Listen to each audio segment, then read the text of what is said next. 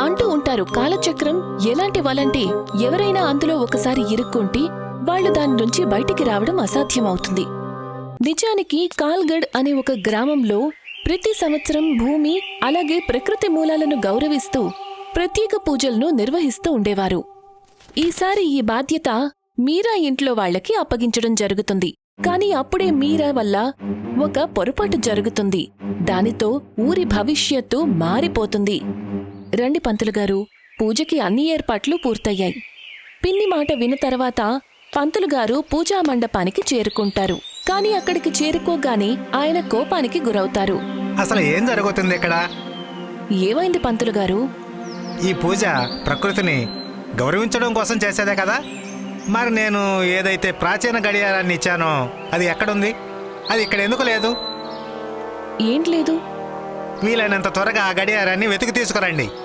ఎందుకంటే ఆ గడియారం సమయానికి దొరకకపోతే, పూజ కనుక ఆ ముహూర్తానికి మొదలవ్వకపోతే దానికి అందరూ శిక్ష అనుభవించాల్సి ఉంటుంది. పంతులుగారి మాట విని ఊరంతా కూడా భయాందోళనకు గురవుతుంది. ఆ మధ్యలో, పిన్ని, మీరా, ఎక్కడికి వెళ్ళిపోయావు నువ్వు? ముందు ఈ విషయం చెప్పు. నిన్న నేను నీకు ప్రకృతి మూలాలకు సంబంధించిన వస్తువులన్నీ ఇచ్చాను, జాగ్రత్తగా పెట్టమని, గుర్తుందా? అవును పిన్ని. మరి వాటన్నిటిలో ప్రాచీనమైన గడియారం ఉండాలి. అదేమైంది? అదిక్కడ లేదు.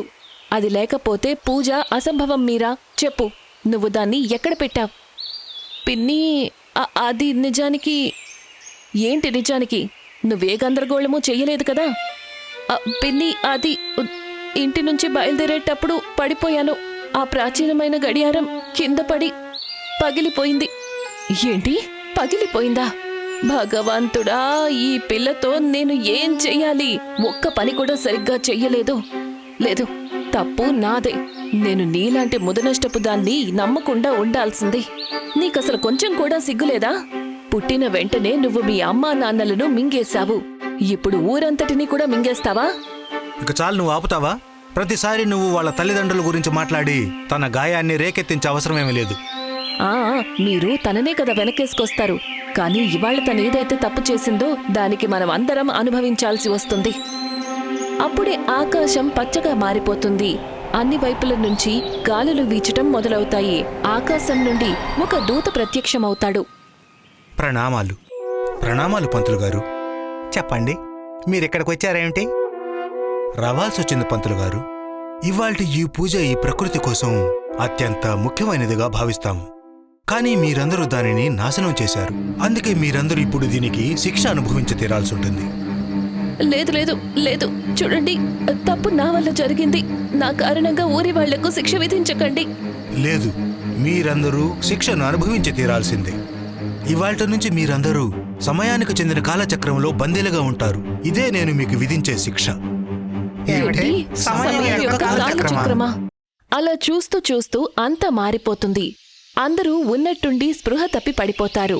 మరుసటి రోజు ఉదయం అందరూ లేచేసరికి చమత్కారం జరుగుతుంది. అందరూ ఏదైతే జరిగిందో అది మర్చిపోతారు. మళ్లీ అదే పూజా రోజు వస్తుంది. అందరూ పూజకు ఏర్పాట్లు మొదలు పెడతారు.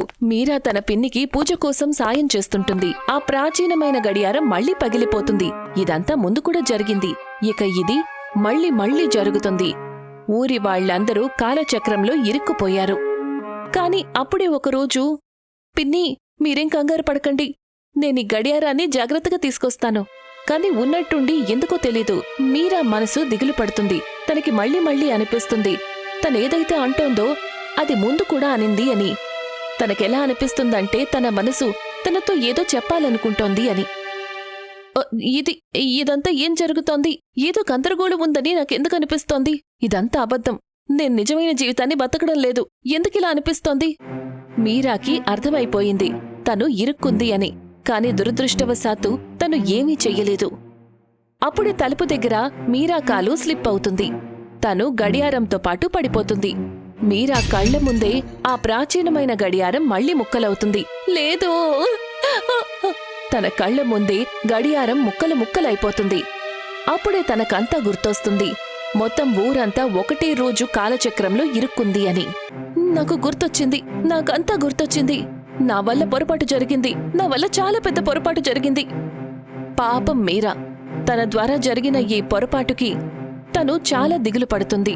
తనకసలేమీ అర్థం కాదు ఏం చెయ్యాలి అని. అప్పుడే తన తల బరువెక్కుతుంది. ఆకాశం మళ్లీ పచ్చగా మారుతుంది. మీరా కంగారు పడుతుంది. కాని అప్పుడే తనకి ఒకటి గుర్తొస్తుంది. మీరందరూ శిక్షను అనుభవించాల్సిందే.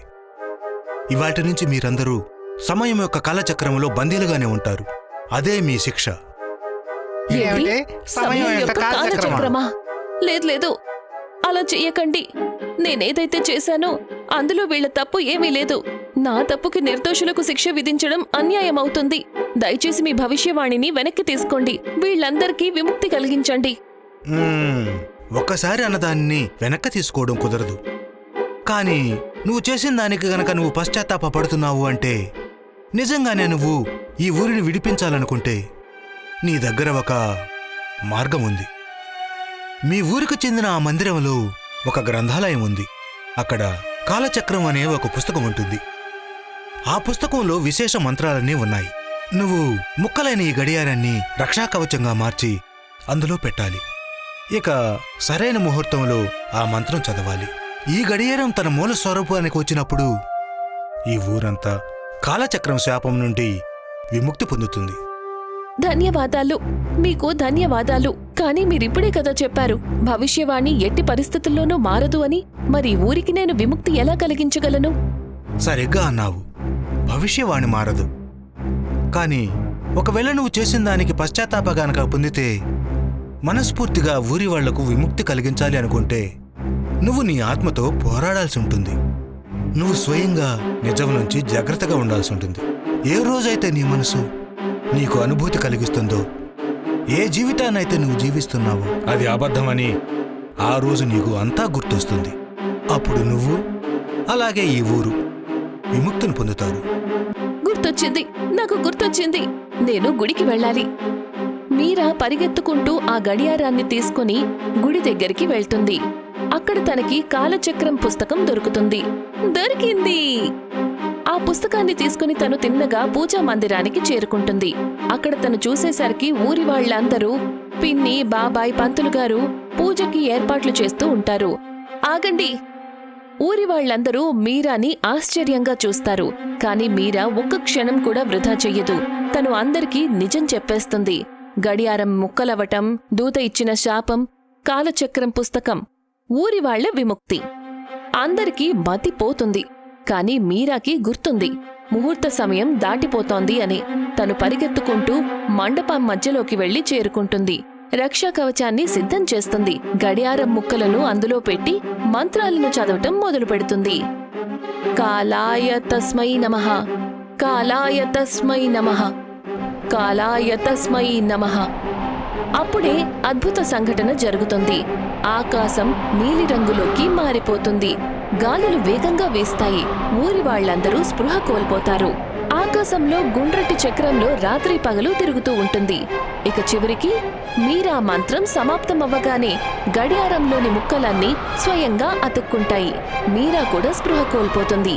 కాని చివరికి గెలుపు మీరా స్వచ్ఛమైన మనసుదే అవుతుంది. కాసేపటి తర్వాత ఆ ఊర్లో కొత్త సూర్యుడు ఉదయిస్తాడు. ఒక కొత్త రోజుతో ఊరికి శాపం నుంచి విముక్తి కలుగుతుంది.